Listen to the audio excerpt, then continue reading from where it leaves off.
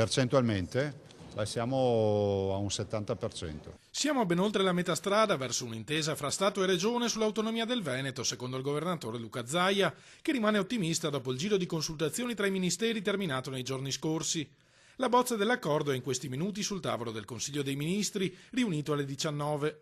Io immagino che da stasera il Consiglio dei Ministri analizzerà la bozza, faranno la lista dei punti nevralgici e poi ci sarà, come ha annunciato Conte a fine dicembre, ci sarà il Presidente del Consiglio che affronterà il one to one con i singoli governatori per le singole partite. Allo stato attuale, comunque, puntualizza Zaia, la bozza non è firmabile da parte del Veneto.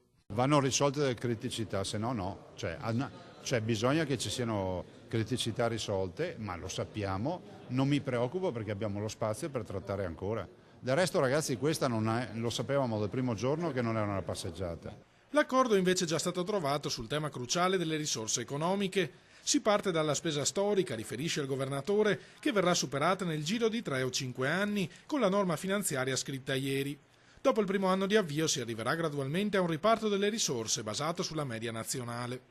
La norma finanziaria, come si dice, l'articolo riguardante la norma finanziaria, come è stata discussa ieri, a noi va bene. Puntuale la risposta alle critiche di chi vede nell'autonomia una forma dolce di secessione o il pericolo di un aumento delle disuguaglianze. Non possiamo accettare che qualcuno dica che questa è la secessione dei ricchi, perché vuol dire prima non rispettare la Costituzione, dopo non aver capito nulla. Idee diverse ce ne sono molte, allarga le braccia Zaia, ma quelle più inaccettabili arrivano sorprendentemente da colleghi governatori.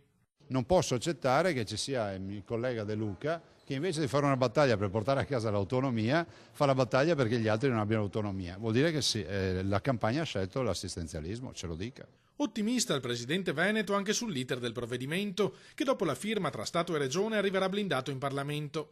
Le Camere potranno solo approvarlo o bocciarlo, ma non apportare alcuna modifica. La vera pietra miliare è l'uscita dal Consiglio dei Ministri e la firma dell'intesa, dopodiché il tema del passaggio parlamentare io spero vivamente che ci sia prima delle europee.